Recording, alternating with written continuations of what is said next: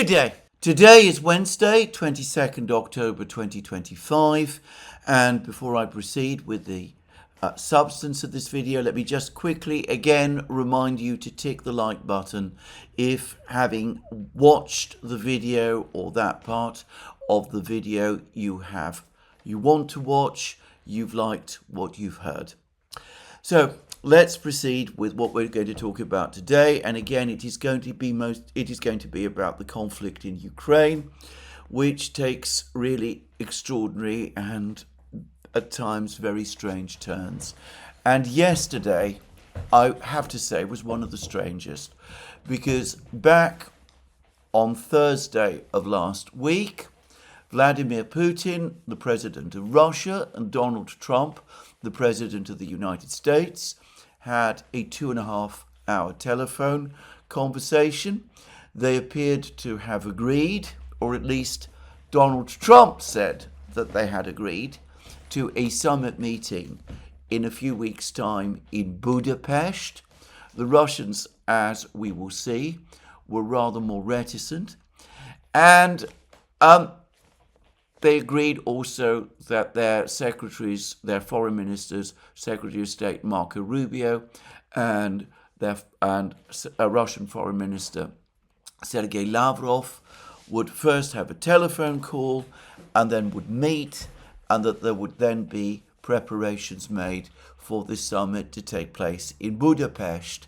And there was lots of discussion and commentary about this oncoming summit. And the Russians spoke about the preparations that they were making for the summit. And the Prime Minister of Hungary, Viktor Orban, and his Foreign Minister, Peter Szijjártó, talked about the preparations for the summit. And Orban telephoned both Putin and Trump to discuss the preparations for the summit. And after some uncertainty about how President Putin's plane would reach Budapest, the Bulgarian government announced that it would make its airspace available for President Putin's presidential flight, and U.S. Secretary of State Rubio and Russian Foreign Minister Lavrov then had their telephone call. And everything seemed to be moving forward, and there was talk that there would be a meeting, an actual in-person meeting between Lavrov and Rubio, perhaps in Budapest, perhaps tomorrow on Thursday, 23rd October 2025. And, well, then reports started to circulate in parts of the media, initially I think CNN, suggesting that the telephone call between Rubio and Lavrov had actually not gone well. I remember noticing that there were comments to this effect on social media as well. Basically, it struck me from people who didn't really want the summit meeting between Trump and Putin to happen. And then reports also began to appear that the White House had informed the media that the summit meeting between Trump and Putin had been postponed. And then the media started to write that the summit meeting had indeed postponed, or in the case of some parts of the British media, that it had been straightforwardly cancelled.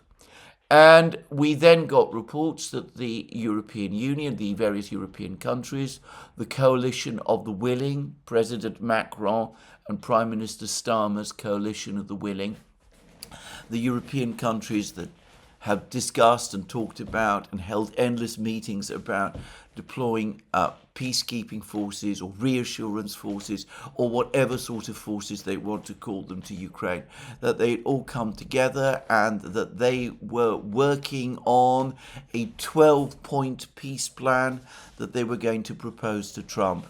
And this peace plan basically envisaged a ceasefire, in effect a freezing of the conflict on the existing conflict lines.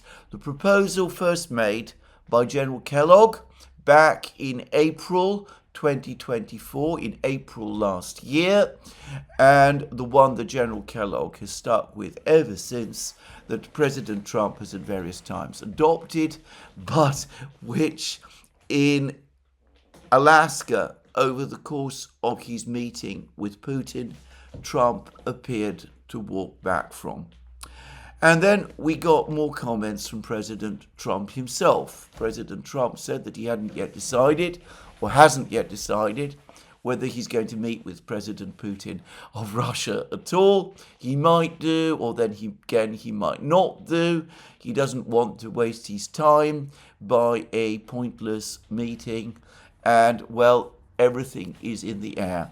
And the reporting, the commentary, is united in saying that the reason that the Rubio-Lavrov telephone call went wrong is because the Americans were very dissatisfied, surprised and dissatisfied that over the course of the call, Lavrov stuck to Russia's maximalist position that there cannot be a ceasefire on the existing contact lines, and that the first step, the Russians are not going to agree to such a ceasefire, and that the Americans don't want to have a meeting in Budapest, a meeting between Trump and Putin, which will not result in a ceasefire. Now, I've tried to set this all out as neutrally as possible, but this is absolutely bizarre. It is completely extraordinary. And the first point I'm going to make, and it's a very simple one, but it's the one that we all need to keep in mind, is that in Alaska, when Trump and Putin met, the one thing, as I have pointed out many times, that we know for sure came out of the discussion was an agreement between Trump and Putin, an agreement which, in a subsequent Truth Social post, Donald Trump set out in writing, whereby there would be no interim ceasefire, that the two sides, Ukraine and Russia, should move forward with negotiations right away, without waiting for a ceasefire, and that the way to resolve the conflict was not through a ceasefire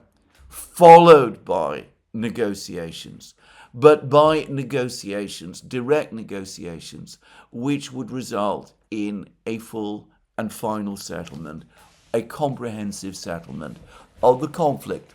And for my part, I have pointed out that most conflicts that are negotiated are settled in this way. For example, the negotiations which took place in Paris during the Vietnam War took place despite the fact that there was no ceasefire between the North and South Vietnamese and between the North Vietnamese and the United States. There were negotiations even as the fighting continued, and eventually there was an agreement. But there was no ceasefire until that agreement was reached. So there is nothing unprecedented or extraordinary or unusual in the Russian position. And as I have just said, it is one which President Trump himself, back in August, adopted. Anyway, is this narrative that we're being spun that Lavrov and Rubio had a bad call, that the Americans were surprised and taken aback by the fact that the Russians were not agreeing to a ceasefire right away, and that there wouldn't be a ceasefire agreed at the Budapest summit meeting? Is this true? Well, the first thing to do, I think, is to go back to what each government has actually said about the Lavrov-Rubio meeting, or rather telephone conversation, and to see whether or not The readouts that each government published suggests that there really was some kind of row or argument over the course of the call, and that this call was indeed the event which precipitated the apparent collapse of the Budapest summit. Well, let's start with what the Russians say. And the Russian account is contained in a very brief readout. Both readouts are very brief. On October 20th, Foreign Minister Lavrov held a telephone conversation with US Secretary of State Mercouris. The parties engaged in a constructive discussion focusing on possible specific steps to implement the understandings reached during President Putin's October 16th telephone conversation with US President Donald Trump.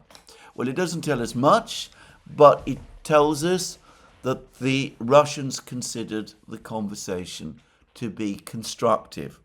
Now let's go to what the Americans say, and I should say, by the way, briefly, that the American readout came out just before the Russian one. So this is the American readout. The Secretary of State, Marco-Rubio, spoke today with Russian Foreign Minister Sergei Lavrov to discuss next steps following the October 16th call between President Trump and President Putin. The Secretary emphasized the importance of upcoming engagements as an opportunity for Moscow and Washington to collaborate on advancing a durable resolution of the Russia-Ukraine war in line with President Trump's vision. Now, maybe this is slightly less positive about the call than the Russian readout. It doesn't refer to a constructive call, but it absolutely does not imply a breakdown. On the contrary, it says that the two foreign ministers discussed the next steps following the October 16th call between President Trump and Putin. Next steps clearly implies that these are steps leading up to the summit meeting in Budapest. So a discussion takes place. They're talking about the next steps. They're clearly planning ahead. There's no sign here from these words that there's a feeling in Washington after the conversation that the entire summit should be called off. And then we're told that the Secretary emphasized the importance of upcoming engagements as an opportunity for Moscow and Washington to collaborate on advancing a durable resolution of the Russia-Ukraine war. Upcoming engagements presumably refers first to the meeting between Rubio and Lavrov in Budapest, which apparently was intended to happen tomorrow, and then obviously the forthcoming meeting between Trump and Putin, which was supposed to happen later in Budapest as well. And we are told that Moscow and Washington should collaborate on advancing a durable resolution of the Russia-Ukraine war. And notice there's no reference here to a ceasefire, nothing like that at all. We read instead about a durable resolution of the Russia-Ukraine war, which is more consistent with what President Trump appears to have agreed, or did agree with Putin at the Alaska summit, which is that there should not be a ceasefire, but a full, final, comprehensive, lasting resolution of the Russia-Ukraine war. And I would argue that the word durable resolution is more consistent with that. So there is absolutely nothing about either readout to suggest a difficult, tumultuous call, strong disagreements between the two foreign ministers, the Americans bringing up the topic of a ceasefire, the Russians disagreeing with the idea of a ceasefire, and that disagreement being sufficient by itself to wreck the idea of holding the summit. Now, the Russians are playing bewildered about the whole business, and by the way, so are the Hungarians. Russian Foreign Minister Lavrov has given an extensive discussion of his conversation with Rubio and of the state of play as the Russians understood it. He did this yesterday over the course of a press conference that was held following a meeting in Moscow between Lavrov and the Foreign Minister of Ethiopia. And Lavrov says this: yesterday I engaged in a comprehensive discussion with US Secretary of State Marco Rubio in line with the agreement reached by the presidents of Russia and the United States on October 16th during their telephone conversation. We reaffirmed our steadfast commitment to proceed in accordance with the understandings and agreements reached between Presidents Putin and Trump, primarily in Alaska, as well as during their subsequent telephone exchanges. Now, here we go. You notice again, understandings and agreements. And we know that one of these agreements, we know this definitely because Trump confirmed it in writing, is the agreement that they reached in Alaska, that there should be no ceasefire, that the way to resolve the conflict was to move forward towards a final, full, durable resolution of the whole conflict. And Lavrov continues with Secretary Rubio. We reviewed the current state of affairs and explored how to finalize the broadly agreed upon framework for another meeting, which the US President proposed should be held in Budapest. Now, that does not say that it was Trump who suggested the Budapest meeting, but it does say that Trump suggested the meeting in Budapest. I have no doubt that the idea for a summit meeting in Budapest originated, or at least was floated, over the course of the telephone conversation between Putin and Trump from the American side. Ushakov's briefing after that conversation refers merely to a possible summit meeting. So there's no indication there that the Russians agreed to a summit meeting. Whereas Trump, in the Truth Social post that he published after the conversation, and by the way, before Ushakov gave his briefing, specifically said that there would be a summit meeting, that Putin and Trump had agreed to a summit meeting, and that it would be held in Budapest. And anyway, Lavrov confirms that it was indeed Trump who suggested Budapest as the venue. As I have already explained, I believe that the original idea for a follow-up summit to the one in Alaska probably came from Orban, and that it was Orban who suggested Budapest as the location. And then anyway, Lavrov continues, naturally the focus is not on the location, though the venue does matter in this context, given commotion stirred by those who oppose a European Union as an association of sovereign states and prefer all decisions to be made by its Brussels bureaucracy, which is a very interesting form of words which I'm going to skip over. Suffice to say that there's been massive opposition in Europe to the holding of a summit meeting between Putin and Trump, and massive opposition to that meeting taking place in Budapest, in the capital of a country which is a member of the European Union. In fact, Radek Sikorski, the Polish foreign minister, has gone so far as to say that if Putin's plane tried to fly to Budapest across Polish airspace, the Poles reserve the right to bring it down. An extraordinary threat, one which in any other time period, at any point, for example, during the Cold War, or indeed after, would have provoked a storm of criticism and protest, but which Sikorsky says, and nobody in the West seems to care about. Poland threatening, in effect, to shoot down the plane carrying the president of Russia, the president of the world's leading nuclear power, of a country which has the capability, apparently, or so people say, to destroy all human life. Apparently, this is something that the Polish foreign minister is happy to talk about. And as I said, nobody in the West seems to mind. Anyway, let's press on.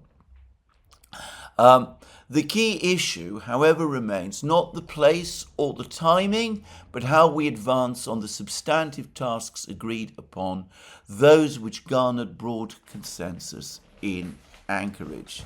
And to repeat again what I said in my recent programme, it's absolutely clear that the problem, the crisis in relations between the United States and Russia that has developed over the last few weeks, the reason why Putin has come in for a degree of criticism in Russia itself, the reason that there have been strong statements from various Russian officials about the current situation is in part because proposals were made to the Americans in Anchorage at the summit meeting in Anchorage, and the Russians are becoming very frustrated that the American side has not responded. They have not so far replied. Lavrov explained it all in detail in an interview that he gave some days ago to the Russian newspaper Kommersant, which I have discussed in previous programs. And then Lavrov continues, we agreed to continue these telephone consultations to better assess where we stand and determine the right way forward. So it's clear, the Russians see any prospective summit meeting between Trump and Putin as a follow-up to the meeting in Alaska, and what they want is Trump's answer to the proposals, the ideas that were floated and discussed between Putin and Trump in Alaska. Now, I don't know what these ideas and proposals are, but media reports have suggested that the ideas consisted of with Ukrainian withdrawal from Donbass, a complete Ukrainian withdrawal from Donbass, and possibly a ceasefire in Kherson region and Zaporozhye region on the existing contact lines. To repeat again, I don't know that that is the case. The Russians have never said that publicly or officially. I said that I personally could imagine that something like that might have been discussed and perhaps even proposed, or at least floated. And the Russians might indeed have asked Trump for his final thoughts about this and might be waiting for Trump to respond. But so far he hasn't done so. And clearly, over the course of the telephone call between Putin and Trump on Thursday, Putin clearly pressed Trump on this question, and as far as the Russians are concerned, to come back to the key point, the meeting in Budapest is intended to provide Trump with the opportunity to reply. Anyway, let's continue further with what Lavrov said. Today, I was surprised to read a CNN report suggesting that the meeting between Putin and Trump may be postponed, as US officials concluded after our yesterday's call with Secretary Rubio that Russia's position has barely shifted since the initial talks and remains wedded to its original maximalist demands. The lack of integrity in many Western media outlets is well known. CNN, too, has earned its reputation in this regard.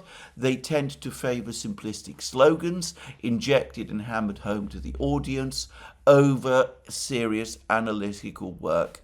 I wish to officially confirm that Russia has not altered its positions from the understandings achieved during the extensive negotiations between Putin and Trump in Alaska. So whatever was discussed in Alaska, maybe, as I said, this proposal that the Russians cease fire in Zaporozhye and Kherson region, provided the Ukrainians withdraw from Donbass, and the undoubted agreement which has been officially and publicly confirmed, that there be no ceasefire and that parties instead proceed directly to a full, final, conclusive settlement of the conflict. The Russians are sticking to that position. They're saying that there's nothing maximalist about our demands. We are sticking to the same things that we discussed with Trump in Alaska. We are still waiting for his reply. He hasn't told us yet whether he agrees or whether he doesn't, and if he does agree, how we're supposed to take this process forward. And then Lavrov continues, the understandings are grounded in the agreements reached at the time, which President Trump succinctly summarized when he stated that what is needed is a long-term sustainable peace, not an immediate ceasefire that would lead nowhere. And that indeed is what Trump said, and it is there in his Truth Social post. We remain fully committed to this formula, as I reiterated yesterday in my conversation with Secretary Rubio. Now, voices from Washington suggest that we must immediately cease all further discussion and let history judge. But stopping now would mean ignoring the root causes of this conflict, causes clearly understood and articulated by the US administration upon President Trump's inauguration. I am referring to ensuring Ukraine's non-aligned, neutral and nuclear-free status, which entails abandoning any attempts to draw it into NATO. I am also referring to ending the de facto annihilation of Russian and Russian-speaking populations, a policy pursued by the Kiev regime. And then he goes into a great deal about all of that, and he discusses the negative and impossible positions of the European governments. And he says that they've now stopped talking about inflicting a strategic defeat on Russia. They've begun calling instead for an immediate ceasefire, as, by the way, have the Ukrainians. And then Lavrov continues, most importantly, a ceasefire would not only allow for the rearmament of the Kiev regime, but also encourage its terrorist activities, strikes on civilian infrastructure, attacks on civilians on Russian soil, sabotage operations like the Nord Stream bombings. And then he talks about how the Poles are refusing to extradite individuals who the Germans say, Ukrainian individuals who the Germans say carried out the Nord Stream attacks. And he also complains about the fact that the Poles have basically threatened to close their airspace to President Putin's plane and have threatened the safety of President Putin's aircraft. And then Lavrov finishes, let me repeat, an immediate ceasefire, suddenly back on the agenda, as opposed to addressing the root causes of the conflict, would mean only one thing, that a vast portion of Ukraine remains under regime rule. And that, by the way, tells us something else, that the regime, the Russian objective, is indeed the change of the regime. In Kiev, the objective, the Russian objective, is indeed regime change. But we will hold that back. The point is that the Russians are not going to agree to a ceasefire. And he finishes, those now lobbying our American colleagues to abandon their stance on long-term sustainable settlement are the same forces behind the push to basically support the Kiev regime. We know who is handling this, Zelensky's European patrons and masters. Such an approach runs entirely counter to what Presidents Putin and Trump agreed upon in Anchorage, focusing on root causes, rejecting Ukraine's NATO integration. That is an interesting further confirmation that Trump told Putin that he opposed Ukraine's membership of NATO, just saying, and fully securing the lawful rights of Russian and Russian-speaking populations. And Lavrov again hints that this was something that Trump also agreed to in Anchorage. We remain ready to continue this work. So the Russians are furious, and that is the only way to describe Lavrov's comments. They are furious. They have been pressing Trump for an answer to what they believe they had agreed with him in Anchorage. Trump, over the course of the telephone call with Putin on Thursday, obviously didn't give a clear answer, but suggested a summit meeting in Budapest instead.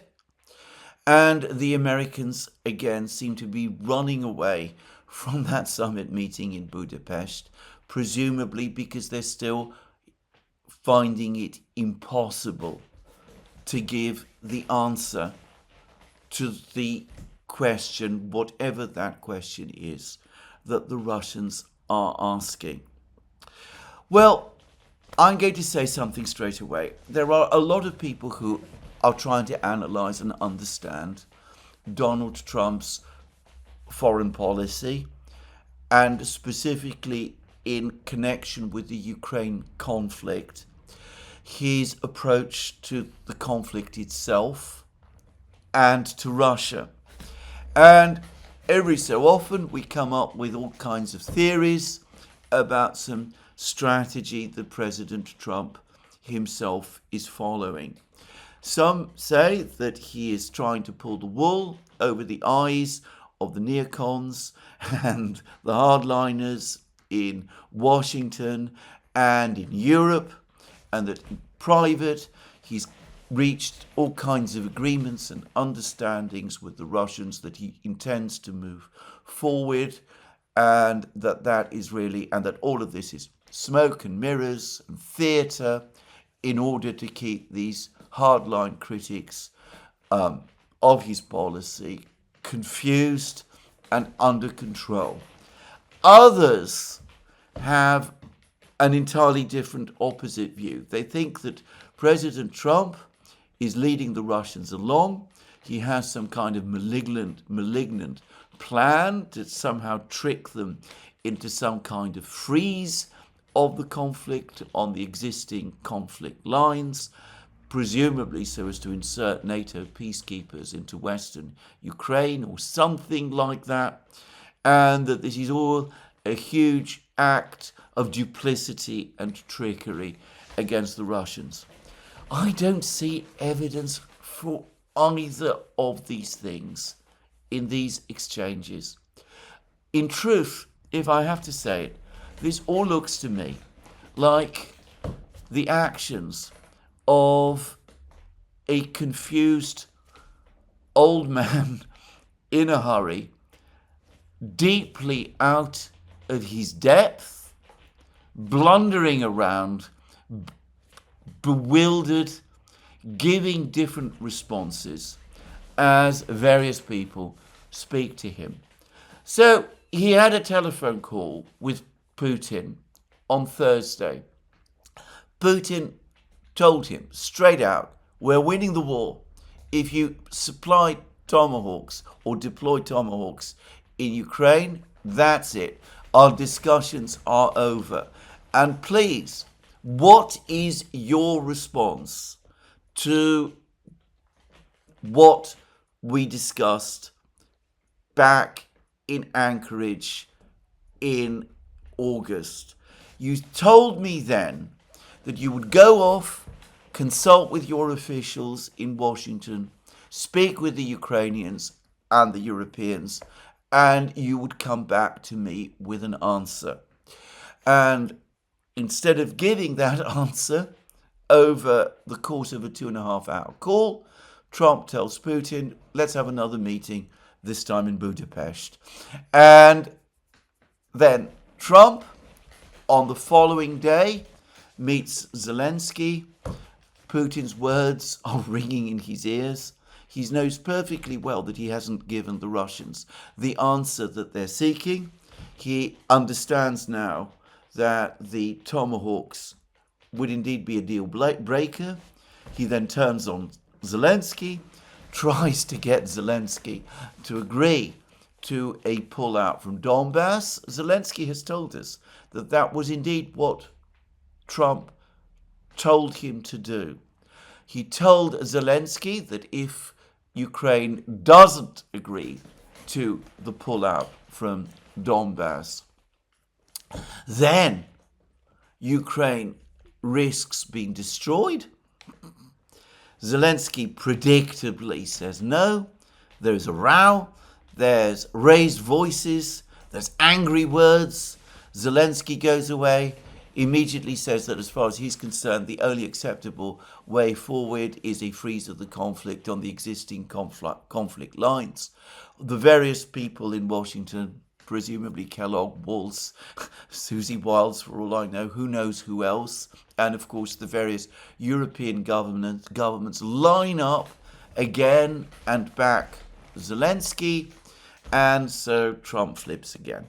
And he is going back on everything he agreed and said to Putin, and he now says again, well, the best way forward is a freeze on the existing conflict lines. And I'm going to say it, if there's been a decision to postpone the summit meeting, it's not because the Russians are adopting a maximalist position or anything like that. It's that Trump cannot bring himself to give that answer to Putin he said he would give to Putin in Anchorage, and which Trump himself is afraid to give. Trump cannot make up his mind about this. He cannot decide whether agreeing with Putin is the right way forward to end the war. That is what Witkoff is telling him. Or whether instead he should stick with the Ukrainians and with the Europeans and instead continue to stick to the Kellogg formula of a ceasefire on conflict lines.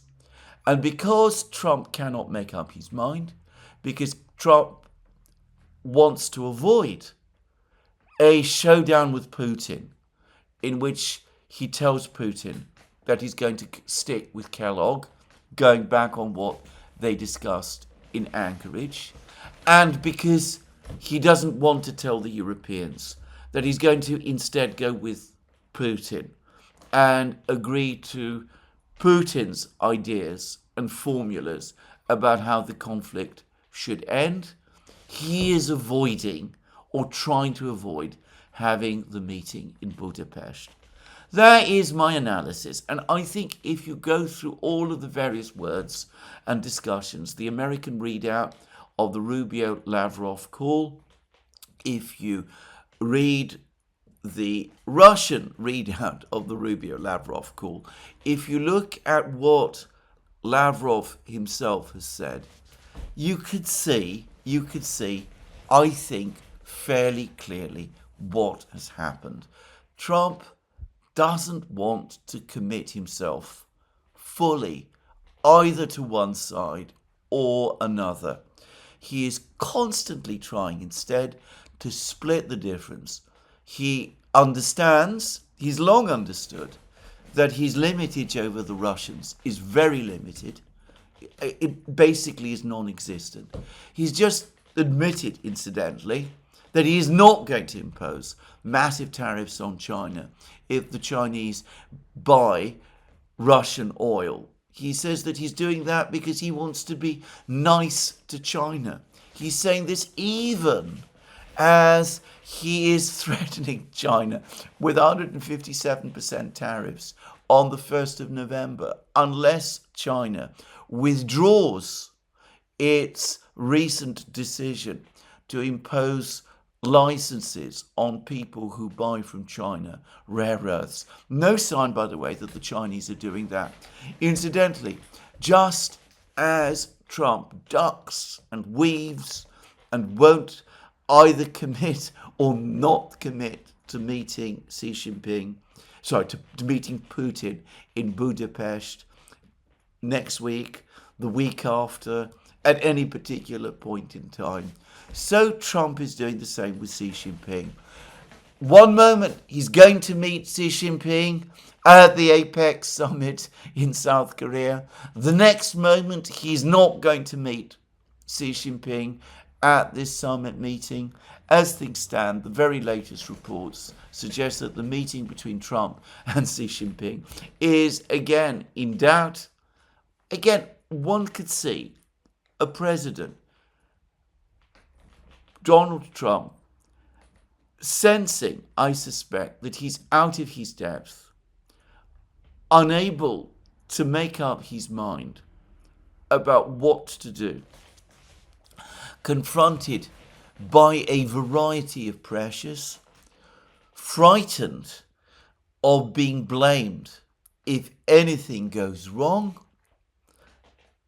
and procrastinating and coming up with excuses to put off both meetings, even as things continue to drift towards the inevitable conclusion. In each case, a Russian military victory in Ukraine and an economic war with China. I have to say that it is a painful contrast with Trump's sure touch in terms of his conduct of domestic political affairs within the United States itself. His handling, for example, of the closure, the government shutdown, in which he has managed to arrange things so that that event has played out to his advantage, is in extreme contrast to his complete inability to manage these negotiations with the Chinese and the Russians. I would add that his triumphant agreement of last week, the Gaza ceasefire, now already hangs by a thread. Israel has again bombed Gaza. They claim to remain committed to the ceasefire. I have my massive doubts about this myself. I've made that already very clear. But again, it's obvious that nothing has been finally concluded or agreed, again because the president himself does not know his own mind. Anyway, that is my own view about the situation. Now, Orbán and Szijjártó, the Prime Minister and Foreign Minister of Hungary, as I am making this program, I'm still working overtime, trying to save the summit meeting. By the way, if it doesn't take place, it will be a major blow for Orban, having been promised a summit meeting. If it really doesn't happen, then, well, Orban will be in an extremely difficult position, an extremely embarrassed position. And anyway, that's a topic for another day. But as I said, the Hungarians are trying to find a way out. And for the record, so at the moment are the Russians. The Russian Deputy Foreign Minister, Sergei Ryabkov, has given a number of comments about the preparations. He said, we continue the preparations for the summit. We believe that we should focus on the content, and this is what we are doing on the orders given by President Putin. Such issues as schedules, formats, and sequences of steps are largely derivative from the content. Naturally, attempts are being made to present the situation as something different from what it was a week, 2 or 3 weeks ago. I view this as a deliberate aspiration of the deal's opponents to reduce chances for its conclusion. We say that preparations for the summit go on. They may have different forms. He did, however, go on to say there is no agreement as to the timing and location of the summit. And nonetheless, he says, I want in advance to warn those who will again start writing that something was cancelled against doing it.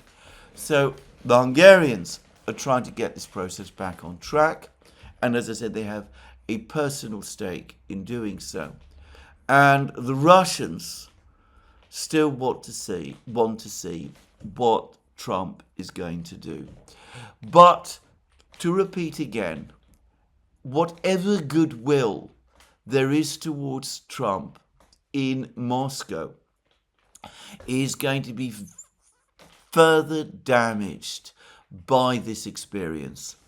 And it makes it even more likely, if the meeting in Budapest does take place, that the Russians, Putin, will insist on Trump's reply to whatever proposals or questions or agreements or prospective agreements the Russians suggested to him in Anchorage.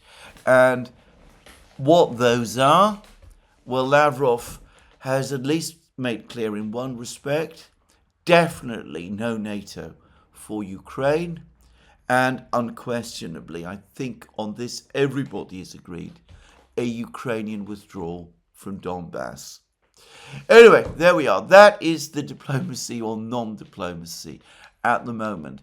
It is chaos and muddle, and of course, the people who don't want the summit to happen and who don't want any negotiation process to take place, the Europeans and the Ukrainians, are busy, and they're coming up with their completely unacceptable 12-point plan. This is another example, by the way, of Eve Smith's principle that the Western powers spend all their time negotiating with each other and don't pay any attention to what the other side thinks. So when they do finally present their ideas to the other side, they discover to their astonishment that the other side is not interested in what they have spent an inordinate amount of time painstakingly negotiating with each other. Anyway, the Europeans are coming up with their 12-point plan, which I suspect they know perfectly well is a plan the Russians are going to reject. And, well, the Ukrainians are busy. There have been some sabotage attacks on industrial facilities in Hungary. There's no proof yet as to who was responsible, but I have to say that suspicions that that the Ukrainians were involved must now be very strong. And as we will see in a moment, the Ukrainians claim to have carried out another missile strike on an industrial facility in pre-2014 Russia. We will discuss all of that very soon.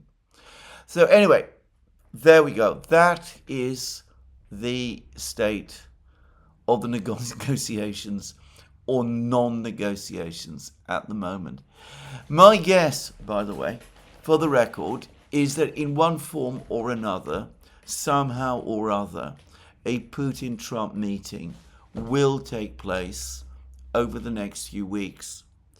It may be in Budapest, it might be somewhere else. The Russians have never been keen on Budapest for all the many reasons that people have talked about. It is likely that Orban will participate, whether it is held in Budapest or not. But I predict that whatever the Russians expect to come of that summit will be disappointed. They will be disappointed because we will have the same swamp of inability on the part of the president and his officials to follow through with whatever it is that the Russians think they might have agreed. There have been skeptics about this whole process in Moscow for many months now. I have discussed this in recent programs. Those skeptics have become more open and more critical, including critical of Putin himself. Whilst I still think that there will be a summit, I remain of the view that it is likely, in terms of the conflict in Ukraine, to be the last one. Anyway, let's now turn to the military situation, because of course this is where the great paradox remains, because all of these attempts that the Europeans are making and the Ukrainians are making to prevent a serious negotiation to end the conflict from taking place are happening without any regard to the actual military situation on the battlefields. As I pointed out yesterday, Zelensky himself is now admitting that the Ukrainians are facing serious problems in Pokrovsk. They're facing problems in many other places too. And they have no response to these problems, and nor do the Europeans. Lord Richards, the former head of the British military, says the same thing. In terms of sanctions pressure, well, perhaps the person who has more knowledge of sanctions than anybody else outside the Russian Finance Ministry and the US Treasury Department, the former British diplomat Ian Proud, the man who signed off on many of the sanctions that Britain has imposed against Russia, has recently participated in a debate on this very topic. He has also published, as a follow-up to that debate, a brilliant article on his blog, The Peacemonger, in which he explains thoroughly and carefully and precisely, firstly, that the sanctions have never achieved their objective. They've not softened Russian policy. They have hardened Russian policy. They have made the Russians even more convinced that the West is hostile to them, and hostile to them with respect to Ukraine. And of course, the Russians consistently to toughen their position. And the sanctions also have never had the devastating impact on the Russian economy that is imagined or promised by their creators, by their originators. Again, it's worth reading the article to see how thoroughly and carefully and systematically Ian Proud, who, by the way, to disclose, is a personal friend, goes through all of these various points. So, in the absence of this, the Europeans and the Ukrainians are sabotaging all attempts to achieve peace in a war which they're going to lose.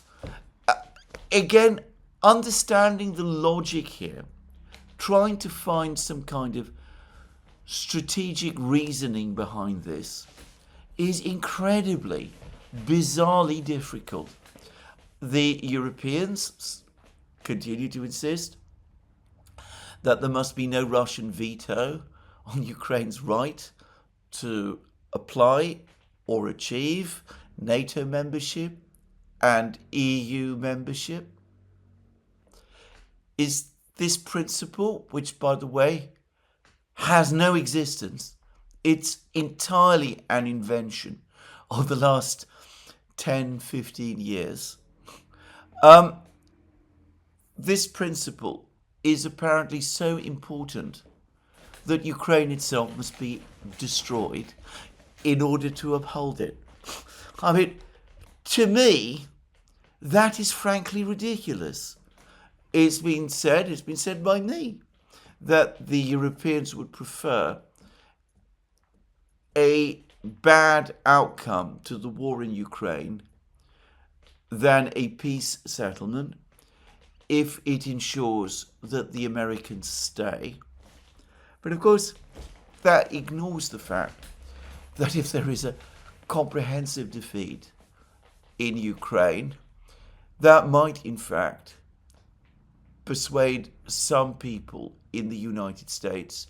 In fact, it is more likely to persuade people in the United States that it is indeed time to leave.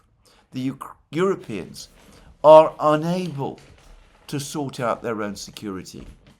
They depend always on the United States, and the United States has more important things to do. A newspaper in the United States, a very, very anti-Chinese newspaper, but one which broadly supports President Trump, has written a long piece, which I was reading yesterday. I'm not going to, by the way, discuss the newspaper. I consider it, well, it's not a newspaper I usually read. Let's put it like that. Anyway, this long piece talks about how the United States has repeatedly got itself bogged down and distracted in conflict after conflict around the world, in the Middle East, in Afghanistan, in Ukraine. It's suffered all kinds of financial and economic problems, which this article doesn't say are connected to American foreign policy, though in my opinion, all of these problems, all of them, have that one point of origin. And how China, the great enemy, according to this article, has exploited and benefited from everyone. And I can't help but think that more and more Americans are going to be saying this. They're going to be saying, I should stress, hawkish, hardline Americans are going to be saying this. Why are we wasting our time with the Europeans? They can't get their act together. We're exhausting ourselves. We're depleting our own inventories in conflicts that the Europeans themselves have brought upon themselves and which they are incapable of dealing with without our help. We got China to think about. Let's forget about the Europeans. It's time that they looked after themselves. Well, I'm sure, as I said, that if there is a defeat in Ukraine, that argument in the United States is going to grow. Nobody in Europe apparently considers that or worries about that. Nobody in Europe wants to face the fact that the enormous economic malaise that exists across Europe is connected to this foreign policy. In France, as most of you probably know, there's been a heist. Armed robbers broke into the Louvre Museum and stole jewels there, valuable jewels, some of which, by the way, I have seen, and which are indeed the kind of items which would be part of the crown jewels of many countries. And it's fascinating to see the excuses that are being made, that the Louvre is underfunded, that the security systems in the Louvre are inadequate. Well, they are obviously inadequate, but it's not because the Louvre is underfunded. Its funding has increased massively over the last 10 years. It has increased substantially beyond the rate of inflation. The number of security guards at the Louvre is about the same as it was 5 years ago and 10 years ago. It is true that the Louvre over the last 30 years has been expanded perhaps inordinately within the building, but I can't help but think that the affair of the stolen jewels in the Louvre must be seen as another example of the incompetent maladministration, the decay that we see in so much of Europe today, that even the basic security systems to protect valuable jewels cannot be protected, cannot be secured properly any longer in ways that would undoubtedly have been the case just a few years ago. On that point, by the way, I would just say that on the eve of the French Revolution, there was another famous jewel robbery, the affair of the diamond necklace, whose details I am not going to discuss in this program. But anyway, that too was seen by many people in France as symptomatic of the institutional decay of the old regime. And I can't help but feel that there are some parallels in the situation today in France. Anyway, to repeat again, there is no plan, there is no idea. In Europe, axiomatically, all moves to negotiate a resolution of the war, plans conducted however chaotically, however confusedly by Donald Trump, must be axiomatically opposed. There must be a constant drumbeat for more and more escalation, more and more sanctions, more and more weapons, even though the weapons increasingly don't exist, even though when weapons are supplied, they don't achieve the results expected of them, even as Ian Proud has pointed out, the sanctions don't work. Just go on doing more of the same, even as defeat looms, the economic crisis in Europe deepens. Anyway, let's, with that, return to the situation in Ukraine. And the first thing to say is that last night, Ukraine conducted its own big drone attacks against Russia yesterday. According to the Russians, these drone attacks did not achieve very much, but there is a twist, because the Ukrainians are claiming that they carried out an attack with storm shadows against a Russian industrial facility in Briansk, which is within pre-2014 Russia. Storm shadows are, of course, British-supplied missiles. The attacks on Briansk, on the power station, it's a chemical plant, not a power station, on the chemical plant in Briansk, the guidance for the Storm Shadows to strike this facility would have had to be provided by the United States. Of course, a few days ago, about a week ago, we got the reports that President Trump back in July took the decision to provide Ukraine and presumably Britain with the intelligence support to conduct strikes like this. As has been discussed many times, missile strikes against Russia, against pre-2014 Russia, were declared by President Putin back in the spring of 2024 rather. When they were first discussed, they were discussed by President Putin as a red line. He said that they would be an indication that Britain and other Western countries, and of course the United States, were conducting strikes against Russia. Strikes like that were conducted by the Ukrainians and the British and the French and the Americans in the last weeks of the Biden administration.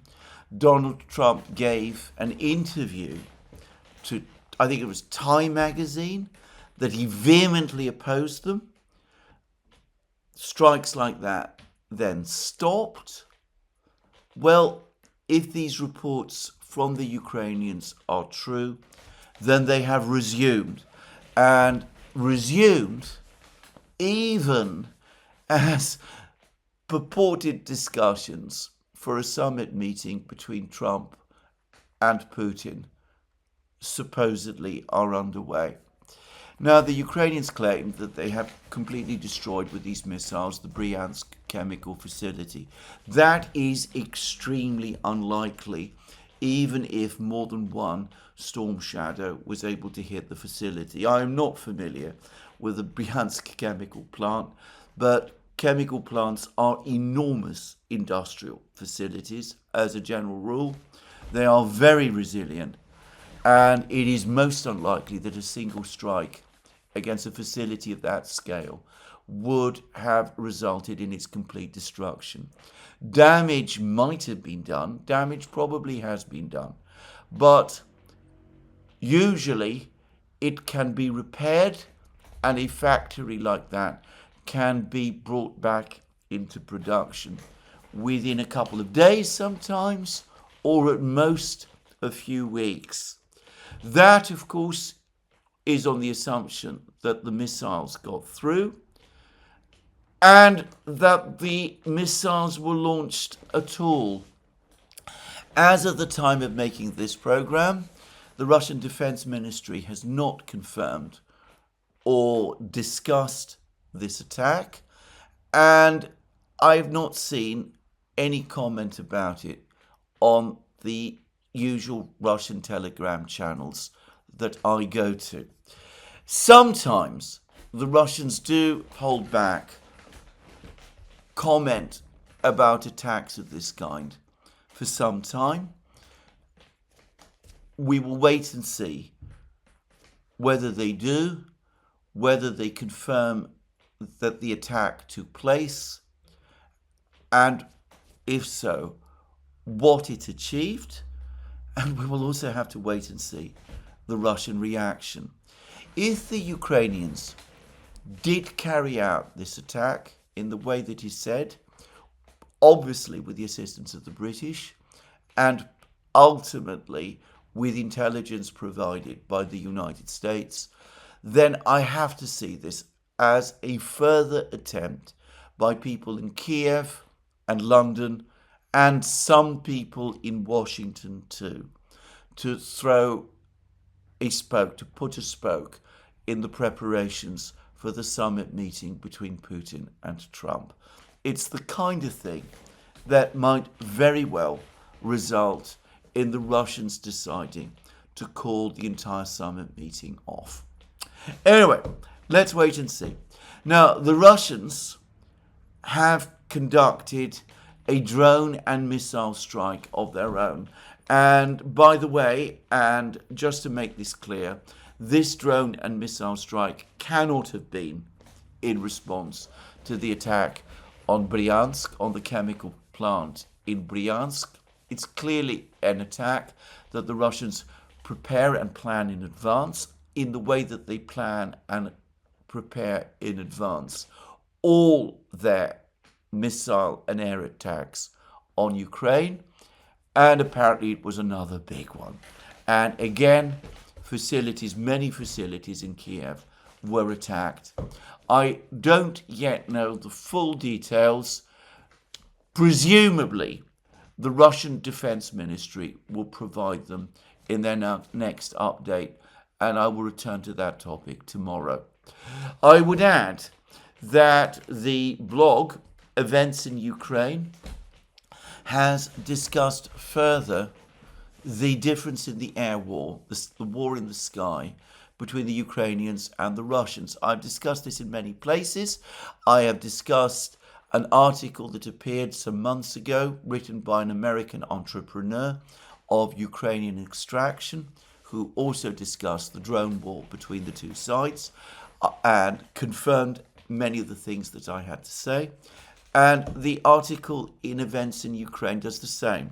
I've said that there is a fundamental difference between the way the Russians conduct drone warfare, which is that for them it is a massive industrial undertaking with drones produced to standardized shapes and sizes and capabilities in big factories, big series production of drones underway, that enables the Russians to scale up technological inputs into the drones, whereas the Ukrainian drone industry is fragmented and artisanal, carried out in small workshops by independent producers. And instead of producing a coherent, stable system of drones, is producing instead a chaotic and unmanageable zoo. And this article, Events in Ukraine, by the way, clarifies Ukraine's problem with fiber optic drones. The Russians perfected this technology last year. They're now using it continuously and extensively. It is perhaps the most widely used type of FPV drone that the Russians now use on the front lines. The Ukrainians also have fiber optic drones, but according to Ukrainian commentators, their fiber optic drones are badly made, of indifferent quality. More often than not, they break down or don't work, and this explains why Ukraine has been unable to match the Russians in this technology. The Russians, by the way, are now advancing with further types of drones. I remember about 2 years ago, there was a lot of debate about the vast fleet of AI drones that Ukraine was going to field. There's no sign that the Ukrainians have managed to achieve anything like that. I discussed it extensively when all of these reports about the AI drones that Ukraine was about to produce were circulating. It is the Russians, unsurprisingly, who are now starting to deploy AI drones which can guide themselves to the target, select targets, maneuver, do all of those kind of things that AI technology is supposed to enable. And of course, the jet-powered ground drones are also now starting to appear, and they're starting to appear in ever greater quantities, and the Ukrainians have all but admitted that they have no ability to shoot them down. Anyway, all of that is going on. In addition, the Russians are indeed now deploying jet-powered, fab, precision-guided bombs These are starting to appear increasingly, apparently, in the sky. Some of these bombs, because of the jet engines that are attached to them, have ranges supposedly of up to 200 kilometers, and it is increasingly clear that they cover the whole range of fab bombs, not just the lighter 250 kilo bombs, but going all the way up to the 500 and 1500 kilo bombs, and who knows, perhaps in time, the 3000 kilo bombs as well. Anyway, so the war in the sky continues, and whatever the Ukrainians might have achieved against the chemical factory in Briansk, it was the Russian strike last night that was clearly far and away bigger and much more devastating. But we also are getting more reports from the ground. And again, the key crisis point still appears to be Pokrovsk. There's now film which appears to confirm that the Russians have now broken into Mirnograd from another place. There is actually extensive fighting now apparently taking place in Mirnograd, and the reports that the Russians control all of Pokrovsk south of the railway lines, except perhaps for a few isolated buildings that Ukrainian stragglers still are holding out in, that they do indeed appear to be true, and it does seem that there is fighting going on north of the railway lines, and that the Russians have indeed captured the industrial zone to the northwest of Pokrovsk. So the crisis for the Ukrainian troops in Pokrovsk is indeed worsening, and worsening by the hour. And again, more and more reports that the Ukrainians there are not going to be able to continue fighting in Pokrovsk for very long. Perhaps even more dramatic news, though hardly more consequential news, has come from Zaporozhye region. There are reports that the Russians have advanced from Rabotino, a place that many of us remember. It was the village that the Ukrainians basically broke their teeth on during their summer 2023 offensive. It is now firmly under Russian control. Anyway, the Russians appear to have advanced from Rabotino and appear to be storming the village of Malaya Tokmachka immediately to the north. This is a village from which the Ukrainians conducted part of their 2023 offensive. Apparently, a Russian force was able to break into Malaya Tokmachka, and there are some reports that the entire village, apart from a women's prison, which is located to the south, has fallen under the control of the Russians.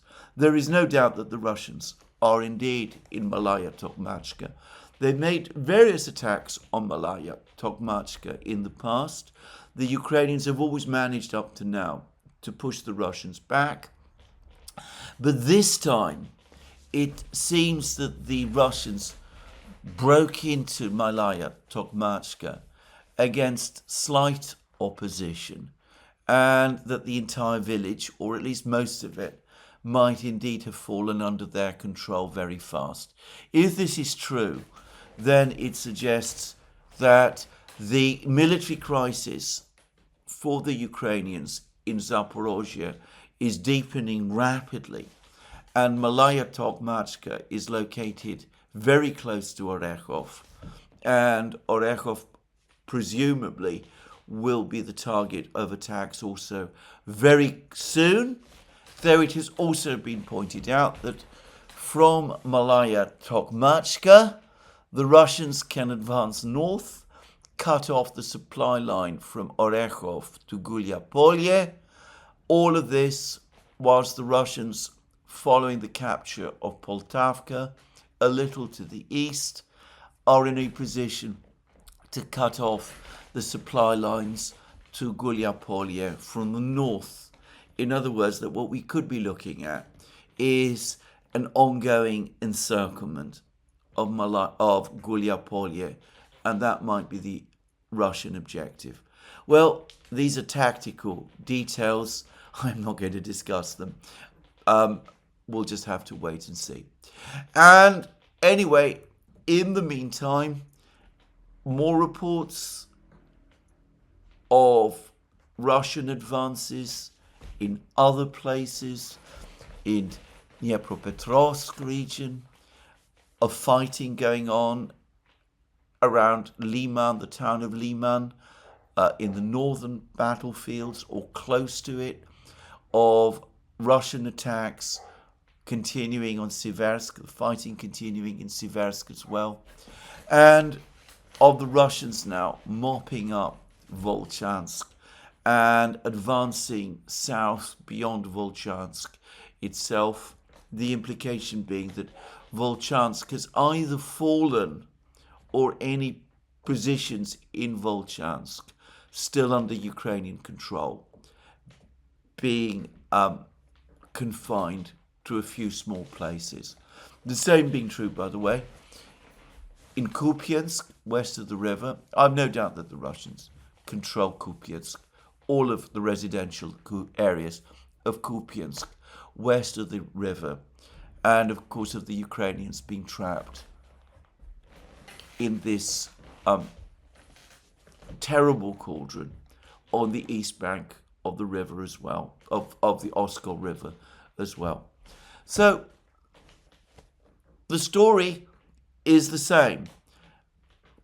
Pokrovsk moving steadily and actually rapidly towards its fall, Russian preparations to storm Liman, an ongoing but difficult battle in Siversk, but nobody seriously doubts the outcome there, and a disaster in Kupiansk, and perhaps before long, a disaster in Zaporozhye as well. The remarkable thing is that all of these Russian advances are taking place during the period of the Rasputitsa, which I've heard is, by the way, particularly bad this time. But it doesn't seem to be slowing the Russians significantly. Now, at earlier times in the war, for example, in the late summer and early autumn of 2024, I remember that the Russians were advancing very fast as they pushed westwards from Avdiivka. Every day they appeared to be capturing a village somewhere. But the point then was that most of these villages were scattered places and they weren't heavily fortified. It was clear that the Russians were able to advance quickly in open country. This has never really been disputed at any point in the war, and it was important that it was happening. But there were aspects of the battle last year which explained why. As I said, the Russians were not operating against well-established Ukrainian defenses. Today again, every day, absolutely every day now, the Russians report villages and communities falling in Donbass, in Zaporozhye, usually two at a day. Sometimes it's one, sometimes it's more than that, sometimes it's three. The point is that this time, all of these communities that are falling are integral parts of Ukraine's heaviest, most fortified defense line. And they tend to be surrounded by defensive structures. You can see this from the maps, the various trenches and trench positions that the Ukrainians have created. And nonetheless, the Russians are scooping them up rapidly. As I said, a day at a time, several each day. This has never happened in this war before. And it can only be explained by a Russian army that is much more powerful than it has been up to now, and by a Ukrainian army which is shrinking and withering away, or wasting away. All of which, of course, makes Western European determination and Ukrainian determination to keep the war going even less comprehensible. But anyway, this is where I'm going to stop. We'll see tomorrow whether this on again, off again summit meeting is going to be on again once more, whether the Hungarians are able to put things together. I suspect that in Moscow, more and more people are going to be increasingly fed up and are going to tell Putin, why, for heaven's sake, are we wasting our time? I suspect that if there has been a missile strike on the chemical factory in Briansk, those voices are going to be still louder. But anyway, that will be all something to discuss in my next program. This is where I'm going to finish today's program. Let me remind you again, you can find all our programs on our various platforms, Locals, Rumble and X. You can support our work via Patreon and Subscribestar. Last but not least, don't forget to tick the like button and to check your subscription to this channel. And I forgot to mention, please also remember to check out our shop and our new Substack, which we have just started. Thank you again. More from me soon. Have a very good day.